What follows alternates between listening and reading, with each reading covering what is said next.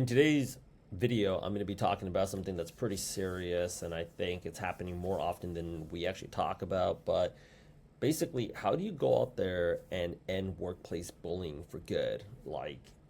How do you end the toxic work environment that you're working in? Sometimes it's not even so much as somebody's particularly bullying you. It's just that you might have just a really ineffective manager in the job that we work in. And unfortunately, in tech, sometimes people lose their shit. And when they have a bad day, that means they're going to have a bad meeting with you, or they're going to send you a bad Slack message, or they send you a bad email, which turns out you end up having a bad week or weekend, or like you might even have a bad month because you're holding all of that in and you don't know how to really get out of it, because it's not like anybody else is going to provide you with a solution. I want you to take away from this video that there are strategies that not only deal with the problem immediately at a tactical short-term level, but what's going to work out in a long-term strategic sense so we can end this once and for all.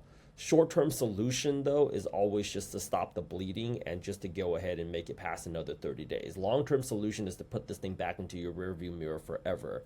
If you don't know me, my name is Rich. I'm the founder of multiple programs to help people make a transition into technology. But at the same time, before I started doing this, I was also working as a tech recruiter for 3 years in California.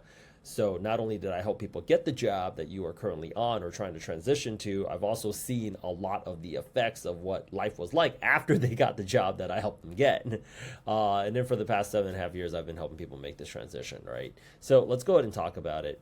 Step number one is minimize the problem. Whatever problem that you're dealing with right now, minimize that with extreme gratitude.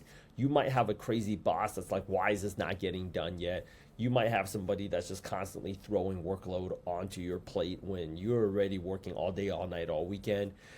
You might have another coworker that's just a very difficult person to work with.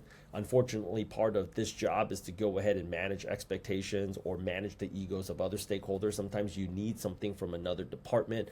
Let's just say there's a UX designer or a QA or somebody on the business side that's just very difficult for you to deal with, or just dealing with a very incompetent person where you're wondering how the hell did they even get the job.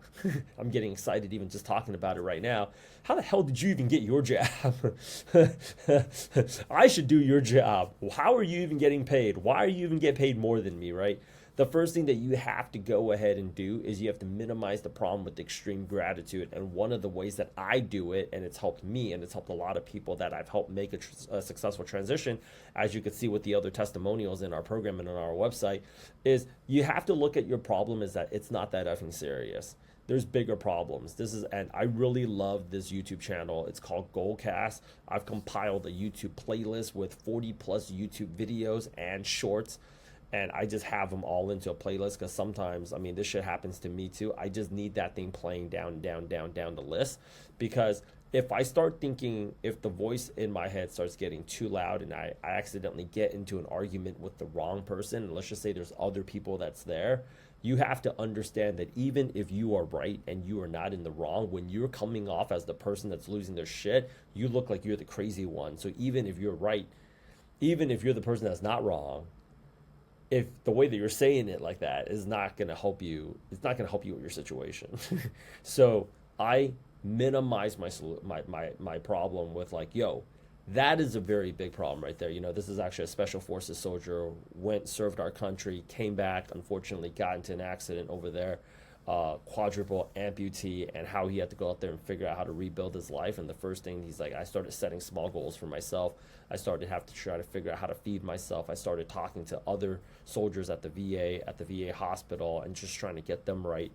And I was just thinking to myself, like, wow, if I had to come and, you know, God forbid, that's the kind of situation. I don't know if I don't think a lot of us would have the mental fortitude. So I have to go ahead and think about, and the way that I do it is I utilize a lot of YouTube playlists, because if I write it down somewhere in a notebook or like an Apple Note somewhere, I might not be able to get to it fast enough. I have to have it like on a playlist where I can access it, because if I'm no good to myself or to anybody else, or I get into arguing with the wrong person, I have to take a step back. I have to immediately take a situation that's getting out of control in my head, and I have to go out there and scrunch it down, because tech, unfortunately, we're navigating a very volatile marketplace. And it's not only affecting the people that are trying to get the job, it's also affecting the people that's still on the job right now. Like even if you just gotten the job, or even if luckily you weren't impacted during these layoffs, it's a crazy time to be working in any industry. It's not like tech is the only one taking a hit. Finance, consulting, across all sectors, there is a hit. So step one is minimize the problem with extreme gratitude. Feel grateful for your problems. It's not that serious. My problems are not that big. The second thing that you want to go ahead and do now is, once you've actually been able to calm yourself down and start thinking about, okay, how am I going to get myself out? Transition from the victim to the boss identity. This is actually what I've noticed with the most successful people in tech or in business is what they do. They take this problem and they turn it into a major opportunity. And there is this one movie that I really show that I really like. It's like Miles Teller. I think the show is called The Offer, and he's trying to basically, it's the true story of how Hollywood tried to make the movie The Godfather, which we all know and I think love. I don't think there's anybody I know that hasn't watched it, but of course the real Italian mafia is like, we don't want you to make this movie. This is going to go ahead and make our people look like animals, so don't make this movie, go make another movie. And he has to go out there and convince them, like, not only am I going to make this movie, I think you're going to want me to make this movie, right? You have to play that game for yourself. You have to transition from the victim to the boss mindset. How do I go out there and monetize? Because unfortunately, your job just isn't your job anymore. You're doing a lot more than, right now everybody's doing 5 to 8 people's work. A lot of people's going on beyond the scope of like, this wasn't what I do this. Like, I'm hired to do this job. I'm hired to be, like, no. People have gotten laid off, so sometimes you might have a software engineer that's actually doing some marketing work. You just never know. Like, it's all hands on deck situation. So you have to think to yourself, there's a solution to how to deal with this problem.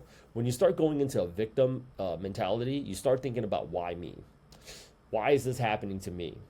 And when you start asking yourself that question, you start thinking, why is this only happening to me? What you're really saying to yourself, and sometimes you don't even notice it, and I'm not trying to pretend like I'm above or beyond anybody. I go through this shit myself too. I'm a human being. I got to deal with a lot of bullshit as a business owner. You start thinking to yourself, like, you start thinking to yourself, why me and why only me? You're coming at it from a victim behavior. So what ends up happening is, like, you think there's like a better solution. Like, maybe there's an no, it's happening across all jobs. Stick what you're doing right now. Okay. Like, when you start thinking about why it's me, that means there's no solution. Nobody's gone through this before you. Nobody's going to go through this after you. Nobody's going through what you're going through right now. It's like, no, this is unfortunately happening to me. And it's definitely happened before. So there's other people, there's going to be a lot of people that would have dealt with this. And there's a lot of people that would deal with this a lot better. So there's got to be a way out. And I'm going to find that way out. That's the way how you have to look at the problem. Step 3, convert your pain and your obstacles into liquid income. I actually have a little screenshot here of RG, which is like, I love this song. Like, for those of you that like EDM, I love EDM, right? It puts me in a total boss mindset very quickly, because, like, I'm like, challenge accepted, let's get it. I have a whole playlist, like, of just songs that put me into a boss mentality, because if I start going into that victim mentality, it starts going nowhere fast. Step 3, convert your pain into obstacles, and obstacles into liquid income. A lot of singers have won Grammys making a very sad song from a very sad time in their life. Sometimes, like, actors and directors, they'll make a really, like, sad movie. I mean, you ever heard of, like, Russian literature, like Korean dramas on Netflix? Monetize off of it. Take that pain that you have, monetize it. I'll show you how if you access the school link. Number 4, review your past wins. This is in no particular order, and I just dropped this thing literally like freestyling. When you start looking at your problems right now, it's very easy sometimes for you to start thinking about, like, there's no way out. When you think about no way out, there's, like, no solution. So you have to think about all the times in your life. There was a lot of challenges that I went through in college just to even pay for school to even be here. And if I went back in time, it's like, oh shit, there's all this stuff that I could have done. If you review all of your past challenges, you'll realize something. At that very moment in time, you didn't realize that there was a solution, but you just took vicious, consistent, and relentless action, and eventually you figured it out.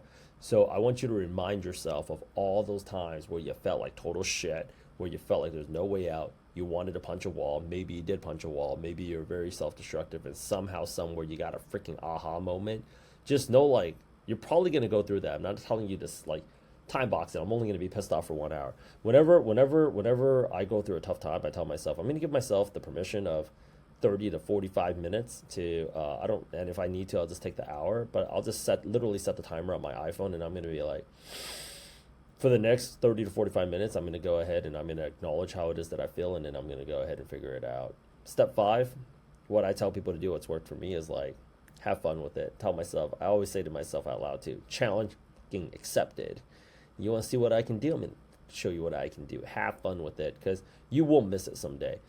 All the big obstacles is going to bring bigger opportunities. Think Leo Messi leaving Barcelona just to go out there and win 2 Copa Americas and then also a World Cup. Think Tom Brady leaving the Patriots to go out there and win the Super Bowl, right? Think Alex Hormozy and his fitness business, like during COVID, and how it almost was over for him, and he made one of the biggest comebacks ever. Every big setback is going to lead to a very big comeback. So enjoy the ride, enjoy the process. Because when I take a look back at my biggest challenges, like how we navigated this business during COVID, or when I first started this business with absolute nothing, I mean, I don't want to go back to those times, but I kind of missed it because it forced me to be the most formidable version of Richard Chen.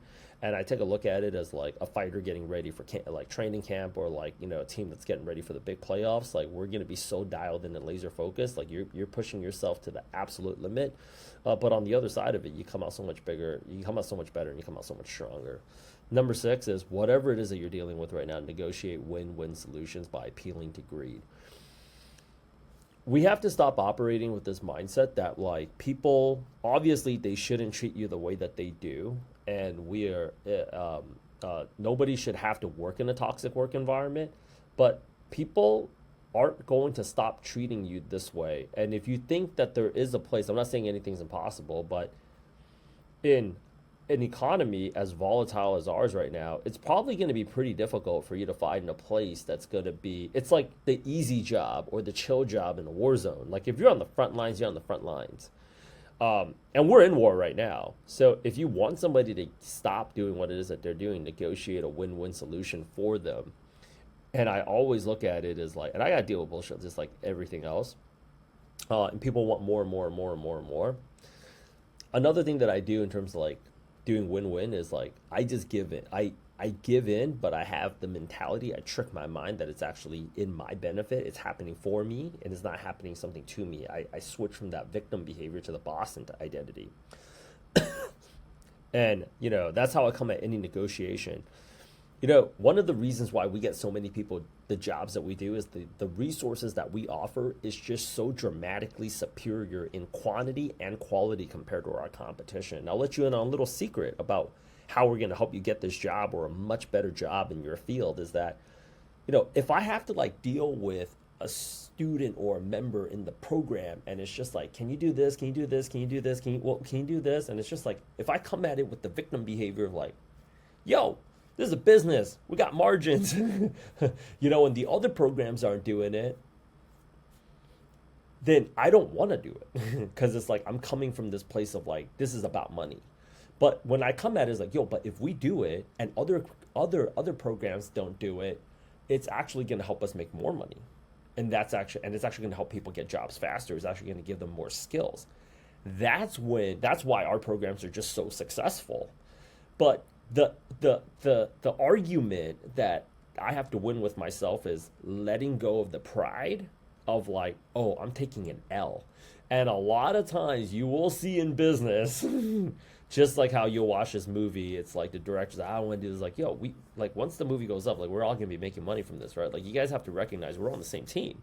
Like, doing this is gonna help put more money and food on the table for all of us.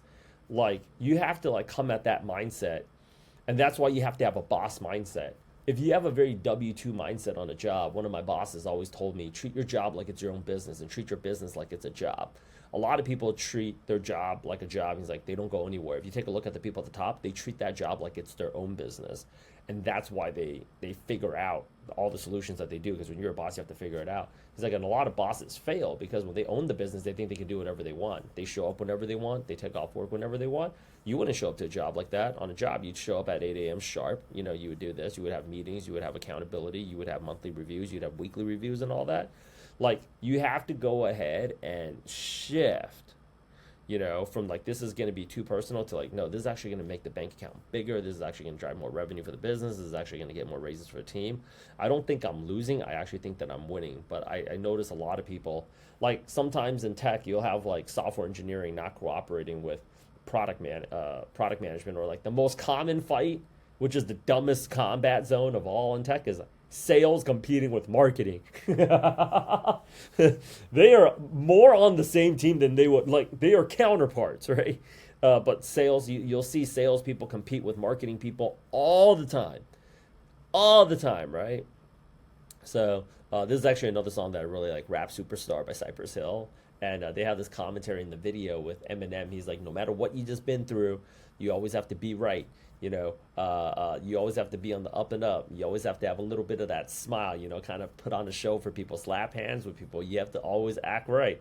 And it's true because, like in business, it's vicious out there. Like bullying doesn't stop at school. I think it only gets way worse in the real business world because when people can flex their muscle at you, they do it. Because some sick people out there, they just have a power complex, and it happens. Um, Step 7: watch this video daily and subscribe to my YouTube channel. You got to stretch this muscle daily.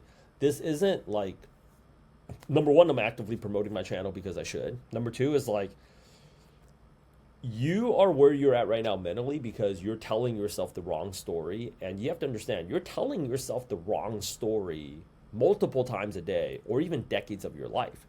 Some people tell themselves they can't do it, they're never going to be successful, they're never going to make this amount of money. And it largely comes from, unfortunately, our parents. Maybe they meant well, like starting your own business, like it's going to fail, blah, blah, blah, blah, blah, blah, blah, blah, blah, all this kind of crap, right? Like, in order for you to overtake how it is that you feel, you have to go ahead and listen to a better narrative more, because you're telling yourself something that's really bad, that's hurting your mental health at a very high frequency and at a real high velocity. It is getting louder and it is getting more vicious over and over again. That's why you're feeling like shit. Number 8, I would say join the school community. The link is in the description, and get involved with our community of other professionals in tech just like yourself. And the reason for that is sometimes your friends aren't going to understand what you're going through right now. You come to them with your problems. You go to your boyfriend, your girlfriend with your problems, and you're like, like, that doesn't sound that bad to me, or like they don't really understand what it is that you're going through because they're not in it. Even the people, like, because you need a solution. Maybe somebody else created a solution for that problem. And that's actually where a lot of the root of the suffering is like, you feel like you just got to take it. And that level of powerlessness, unfortunately, messes with you because it's just like you don't see a way out. If you're an athlete and you're trying to recover from an injury and you just sustain a knee injury, it's like, okay, let's rehab it. So what's the game plan? Icing it 4 hours a day or whatever, laser steaming or like whatever it is, and we got to do physical therapy. There's a whole game plan. Like, it's going to be a long road to recovery, but like right now it's like you don't have a game plan to get out, so you feel like this is just going to be the rest of my life. I just have to take it, and I guess I should be grateful because I have a bed and I have food in the refrigerator and I make decent amount of money. Or like, it could be worse. I could be working construction, but like that doesn't help you because that's just fake gratitude. And it doesn't change the fact that the next day that you deal with it, you see a Slack message from that person that's bullying you, your anxiety level strikes up. And remember, them like making you feel like crap can take away as much as 6 to 8 hours of productivity from you. So even if you're not doing anything, you're not able to go out there and fully rest because you're stressed out, right? Step 9, create a narrative that serves you and that resonates with you, and you have your own mental playlist. Like, ultimately, all of my playlists are like references for you. But just like a music playlist, I can't run. I'm a really competitive runner, in terms of just lengthwise, because I get the runner's high, and it makes me feel better, and then like I can go back to doing whatever it is that I need to do. But the first couple of songs I start off with gets me like kind of in the zone, right? Like if you run, like you never really want to do it. And it's like you kind of get in the zone, and then once you get in the zone, it starts getting painful, and it's just like maybe you set the marker at like 2 miles, 3 miles. That last part of that distance, that last little stretch is where you really start killing yourself. I save my best, most intense songs that's going to work out for me right there. So sometimes what you're dealing with is like a merely mile 3 versus sometimes it's a very severe 10.